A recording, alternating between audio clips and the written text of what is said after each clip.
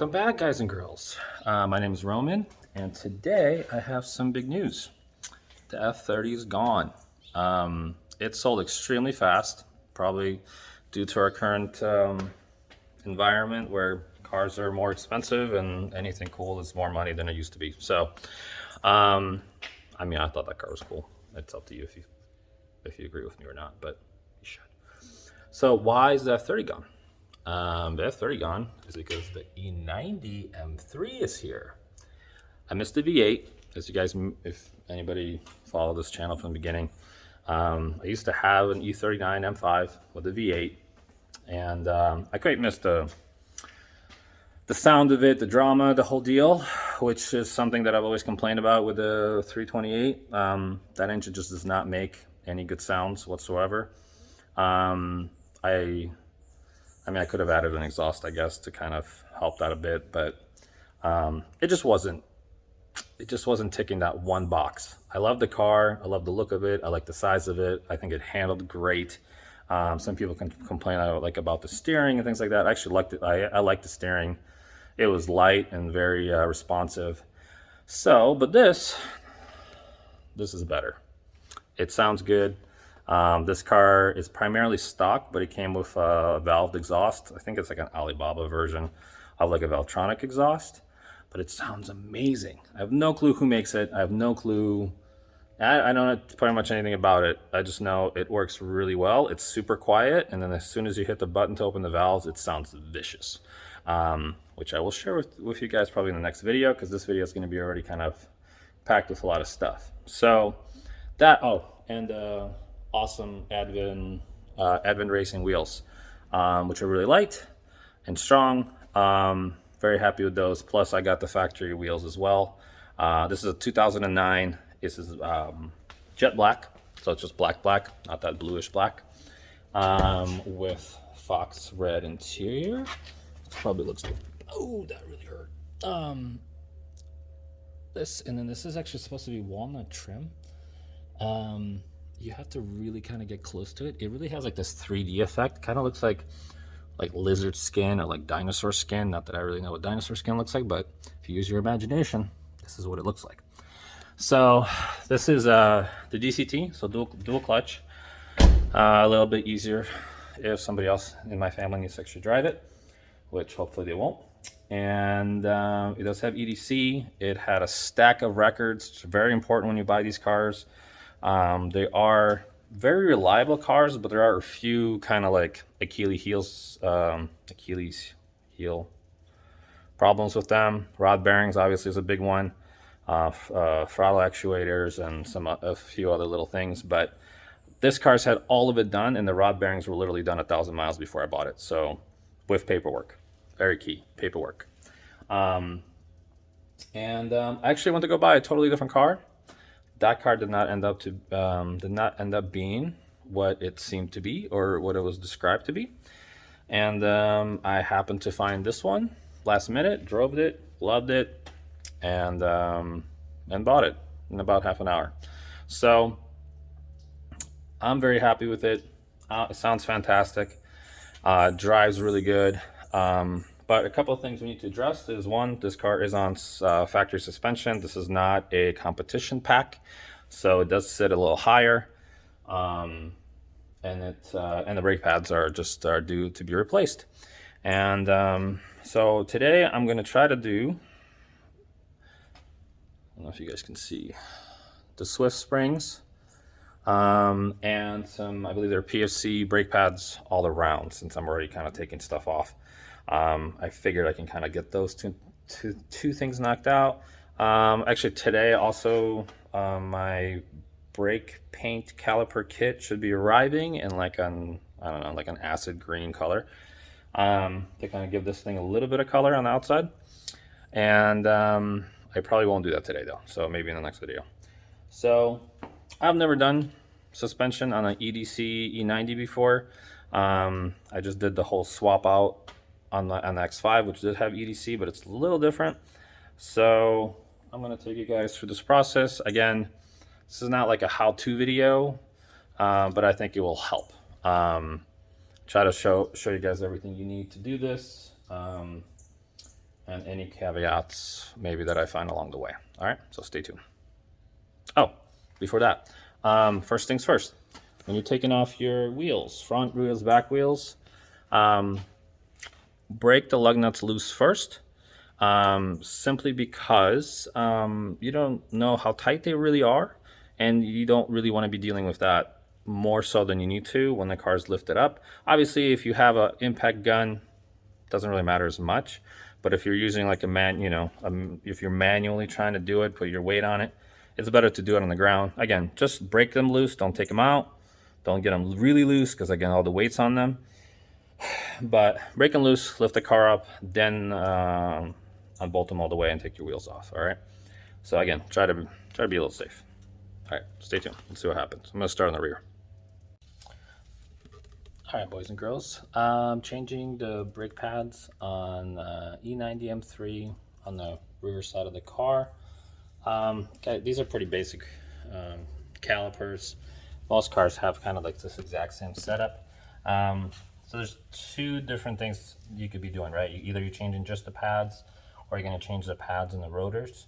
The only real difference is when you're changing the rotors, you also need to take off the caliper bracket, which basically holds the caliper in place. If you're not doing that and just changing brake pads, which is what I'm only doing today, on the back of the caliper, you got these little covers. They're plastic. Just pop them off either with your fingernail or screwdriver. And then in the back, you can't really see them, but basically what you need is an Allen to take these pins out. So this is what the caliper actually slides on. So when you push the brakes, it's the pressure basically moves the caliper back and forth. This is what you need. You can use a regular Allen, but I highly recommend these just so you can put a wrench on and create some extra leverage. 7 mil. So that's it. There's two of those. Take them out, and then also kind of the same for most cars. Sometimes they look a little different, but most BMWs look like this in the rear. This is what holds your caliper to the bracket in the front. Basically, it sits like this. Sorry, that's my face. Sits like this in basically these two holes and pushes this up. And basically just pop off the sides and pivot the thing, and it'll pop out. When you're putting it in though, make sure to put these parts in first, and then kind of get these parts in too. You could use a screwdriver. It has some flex in it, but it's usually pretty tight. That's it. At that point, once you have both of these out, you can put like a screwdriver basically between the bracket and the caliper itself, and wedge it out, back and forth, back and forth. Pretty simple procedure, guys.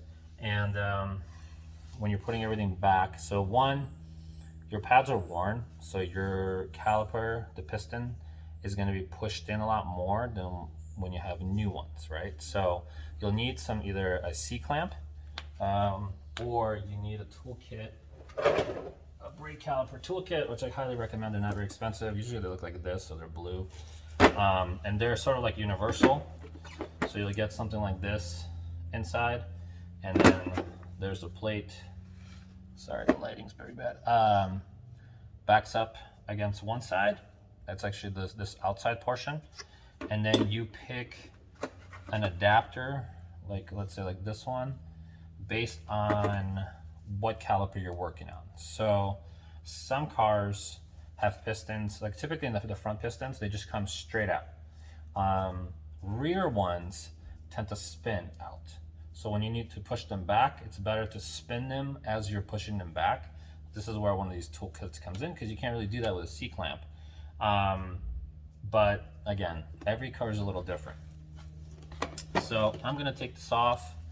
And also when you're putting everything back, especially if you took the rotor, if you're replacing your rotors, clean the brackets really well where the pads sit, because that can get rusty and gunky and dirty, and that's where the pads are actually like sliding across as well.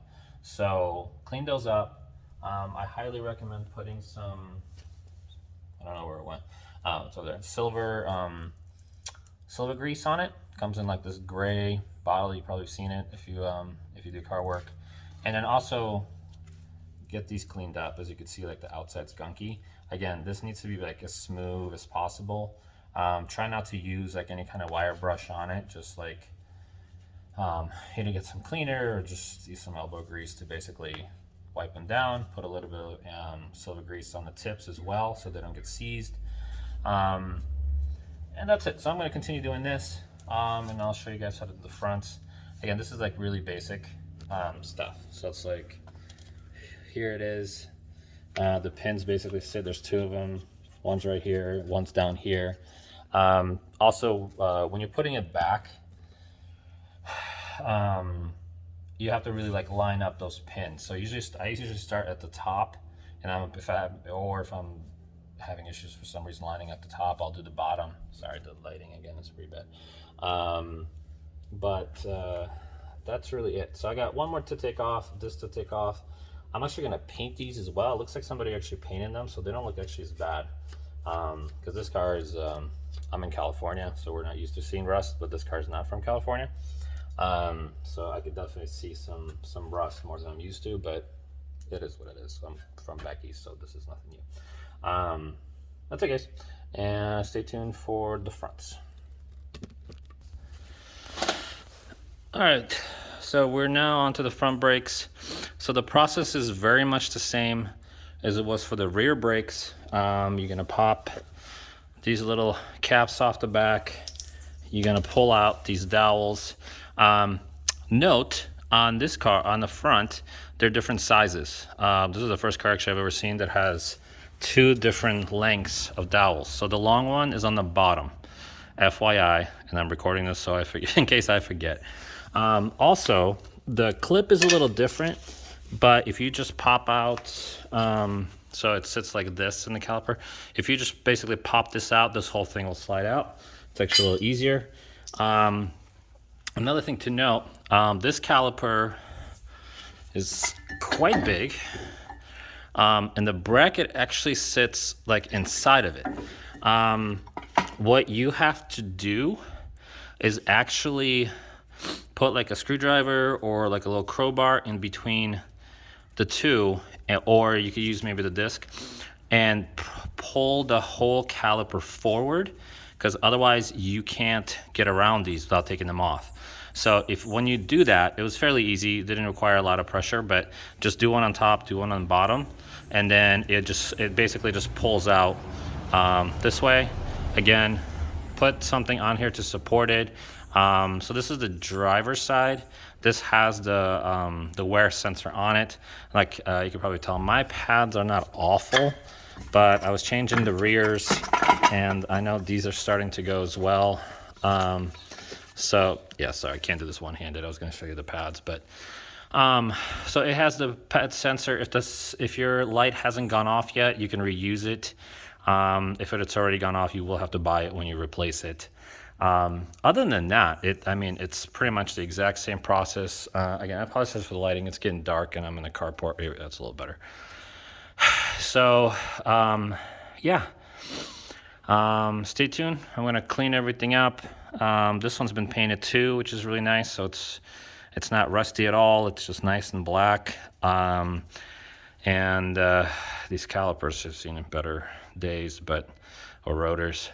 But hopefully I can get a bigger brake kit soon, and then those will get replaced at the same time. So, and yeah, I'm going to basically replace the pads and let you guys know if there's anything we need to know. And that's it.